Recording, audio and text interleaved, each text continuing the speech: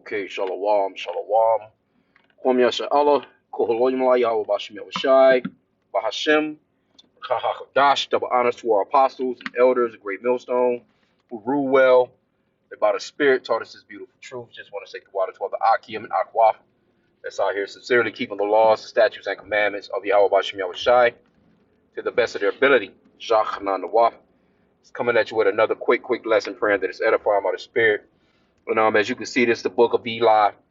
Hookup playing in the background right here, and it's I put in the Bible as a weapon. That's the scene that it's on, where this guy, he's basically like, it's not it's not a book, it's a weapon.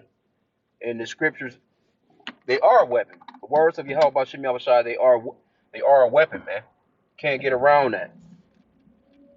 And the scriptures, I'm driving right now, so I'll be roughly paraphrasing scriptures. But one of the things that's told to us is, to put on the whole armor of Yahweh Bashim Yahushai. And a part of that armor is this word. Part of that armor is this truth. Spirit of Yahweh Bashim Yahushai, man. Because it says that the word quickens. It cuts asunder. It divides, you know what I'm saying, between, basically worlds in a sense, roughly paraphrasing that. So when we pray, when we bring these things, to remembrance of our Father, Yahweh Bashim Yahushai, we let him know, Father, you said this, your word says this, Yahweh, you said this. And we remind him of what he said. Hey, these words are powerful and true. That's the reason why this guy, he wanted that book so bad in this movie. He didn't want it. He was fronting, and acting as if he was going to use the book for good, with his little town, because it's a scene where he's like, yeah, I've done all kinds of things that I wish I wouldn't have done, because he was trying to get the book off of Denzel, you know what I'm saying? And he really wanted the book so he could really shape the hearts of the people the way that he wanted them to be. And that's pretty much overall what the so-called white man done. He got the book, he whitewashed everything, switched around a few things, threw his twist on it, told you that the Lord was some white guy, and gave it to the world. Now the entire world is obeying this man like he's actually really Lord Almighty, man. This is what this man has done. Look at this man gave you a white God, a white Jesus, white angels, white apostles. All the movies are just so-called white people. And we actually, we say so-called white because it's actually pinkish to reddish in color. There's no such thing as white people. The biblical name for the so-called white man is Esau, Edom. That's his biblical nationality. But he got his hands on those scriptures, man. And it talks about that in the Apocrypha. These scriptures are true and real. He got his hands on the Bible, whitewashed all the characters, told you that the Lord, that the Lord is some white guy, and that he's going to come and save you. But in the meanwhile, he's the one that's got everything all messed up. Look at the world. He's in control of all, your media, what you see on TV, your children's curriculum, what they get to learn. He's in control of your water, your food, your air. This man is all over the place, man.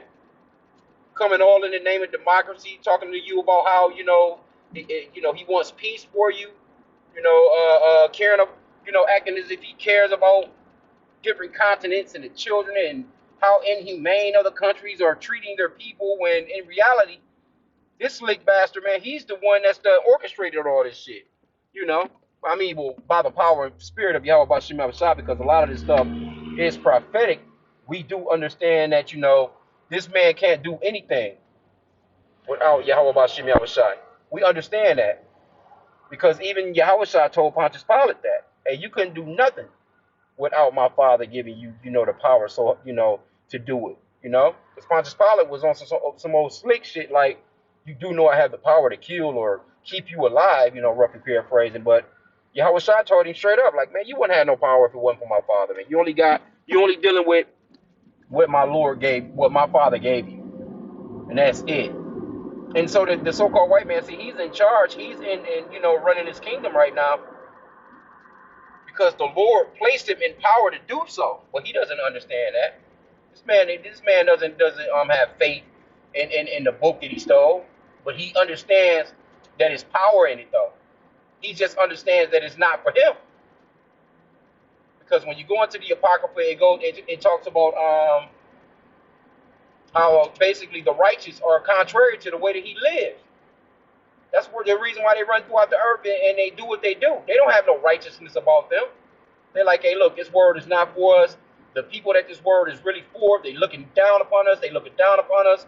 And, we know that they're never going to like us. Let's basically throw them into captivity. Let's press them to the point of and see if they're going to really call on their God when we put them through all this temptation that we're about to put them through, so to speak, roughly paraphrasing that. And that's coming with his MOTB. This man is getting closer and closer and closer to shutting down the world and wanting to throw a damn microchip in your ass, an implant, man. This is the end game for this man. These are the thoughts that's on his mind, and he's working on it on a day-to-day basis, and it's in full motion, and it's moving fast, man. But see, that's the reason why when we look at the book, we understand the book and the prophecies. See, we understand that this is a prophecy that's playing out in the book, the very book that he got his hands on. You see, and everything is going to come back to just bite him on the ass, man. And the scriptures talked about what hast thou to do to declare my statutes. Since you throw the law behind you, basically, this man done put his hands on a book. He's acting as if he's all righteous, all holy, and he's wicked as all hell, man. But he'll have you come to his courtroom, put your hand on the Bible, swear to tell the truth, the whole truth, and nothing but the truth. So when I was looking at this last night, I'm like, yeah, you know. And I kind of stopped it there because I was going to watch the rest of it. I've seen the book of Eli a few times, but, each time you pick up on a few things, when you watch things over and over. And another thing, I think the lady name is Mala Kunis or whatever her name is, that plays the part of the young lady that's trying to follow him out of that town. They had a scene where, when Denzel first got there to that bar, the guy wanted, set him up in a room, and sent, this young lady into the room, basically to, hey, go and pleasure that man. You know what I'm saying? But, Denzel played the part where he, had some integrity. But they basically, he was like, look, you want something to eat? Because they had set him up with water, fresh water, food. See, those things are things that are going to be real commodities or real, very, very valuable in these last days. See, that's why the so-called white man, he's gathering up all the resources. And he said he's gonna say to you, hey, look, see, I got fresh water. I have real food. You know what I'm saying? Here, just take this. But there was a scene, where he offered her some food, and he was like, well, shit, it's more food, more than enough for me. Why don't you sit down and have a meal with me?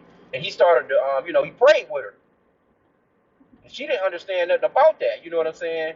And just before that scene,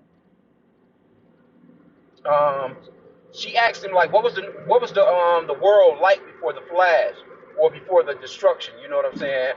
Because she was living in a time period, but she actually said, I never seen nobody as old as you. How old are you?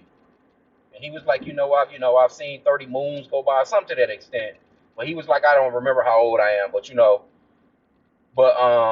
she asked him what was the world like before the flash. And it's gonna be like that when we go into our kingdom. What was the world like, before the Israelites came up into power? That's gonna be a talking point in the kingdom. What was it like? And we're gonna be able to go into, basically like Passover type songs like Moses sung and his sister sung, you know what I'm saying, as far as like what will happen, because that's history. That's a part of our history. That's a memorial. And it's going to be memorials where who knows, man, how it's going to go. I kind of, just me speaking as a man, I wanted to have it to the point where I want, if I'm over slaves, if I'm over Esau, Edom, I want it to be visuals and screens, so to speak, or visuals of their life and how they actually treated us as they're fucking working. As they're walking into, the field. I want it to just be a, huge damn jumbotrons out in the fields to show them their fathers whipping on our forefathers. Those are gonna be memorials. Like, wow, they really, it was really like that. Because she was surprised when Denzel told her that things that people were killing for and fighting for, they just gradually threw away, which people do, and it's coming to a point where people just, all that, just wasting food.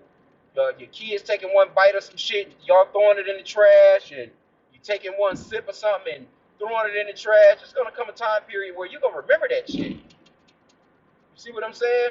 You're gonna remember that because things are gonna be that scarce.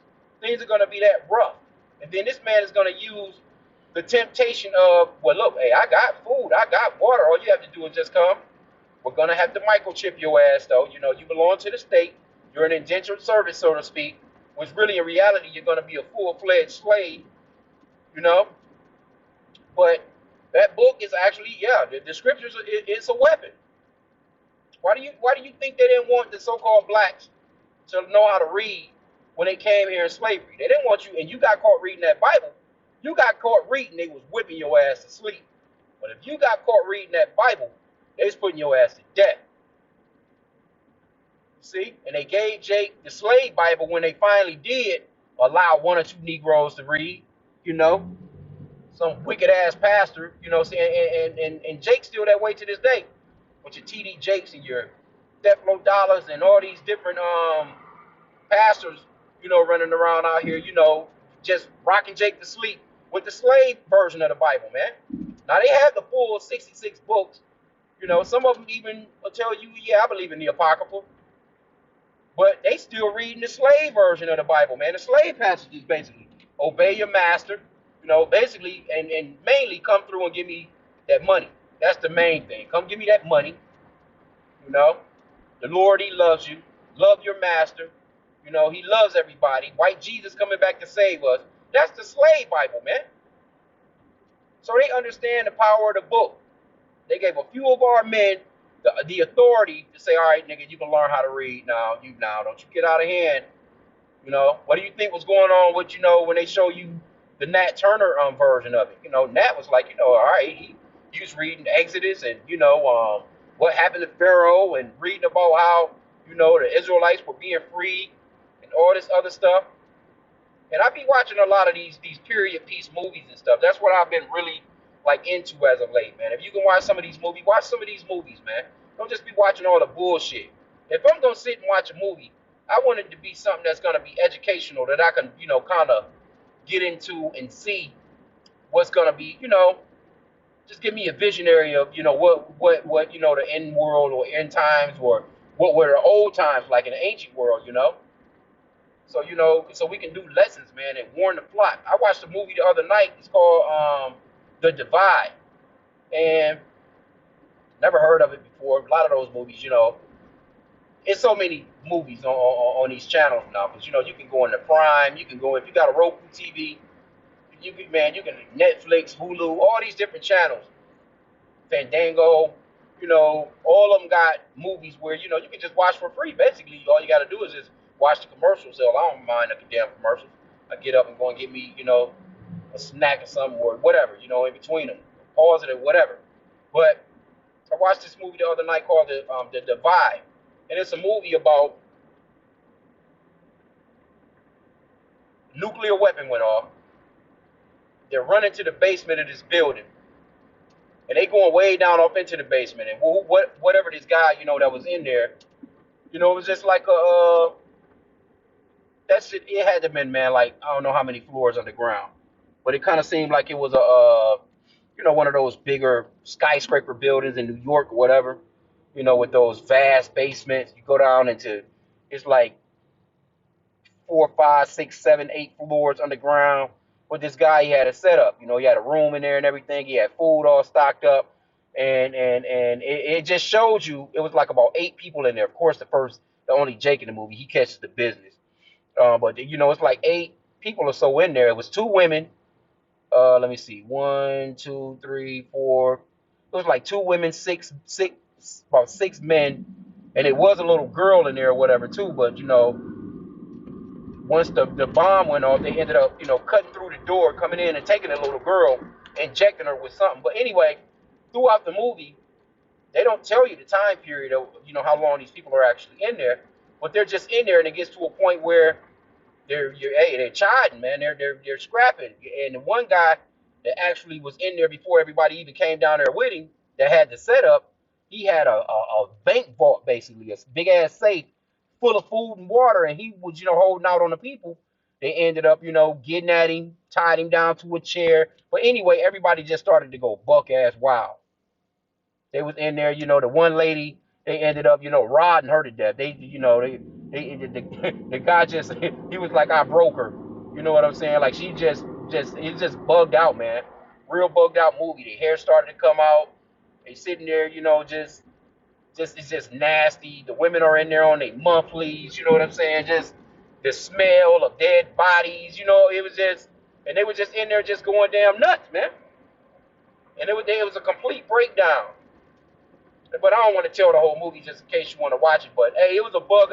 It definitely gave me a mindset of you could just see them mentally breaking down as time went on, and the rape of the couple of women that was in there, and just the men. As a matter of fact, the men even got to a point of getting on some homosexual ABCDEFG shit, like straight up. So I mean, watch some of these movies. Don't just be into the bull, man. You know what I'm saying? Just to come out of all the damn circus shit. You're gonna watch something, man. Watch something that's gonna be educational and that'll keep you in the mindset of what time period we're in. Because we're in the last days, man. This man is about to be let loose. The man of sin, the son of perdition. He knoweth that he had but a short time. The Bible done ran out on him. He's not even thinking about the scriptures no more. He didn't use the book as the weapon that he needed to use it for. They got all the people entangled. They got the people all dependent upon them. And now these people, I'm telling you, man, look at Easter. I watched Easter. You had Ramadan going on, Easter shit going on. All these different countries had their own version of their white Jesus Christianity. All these different sects. All these different religions. It was just like, but mainly all of it was leaning more towards the so-called white Jesus, other than your Muslim shit. And even the Muslims, they even with their Quran, it ain't nothing but overall plagiarism of the Bible. They even use the Bible as a weapon, man. So we know that the book is a weapon, man. So I just wanted to just touch on this. Didn't want to keep it long, but hey, Book of Eli, definitely a good watch. You can't never get enough of it, man. Because it gives you some illustrations of a few things if you can, if you're watching it in the spirit, man. So I just wanted to just touch on that. I'm about at my destination. So with that, I pray that the lesson was edifying. Kwam Yasha. So a lot. Like I said.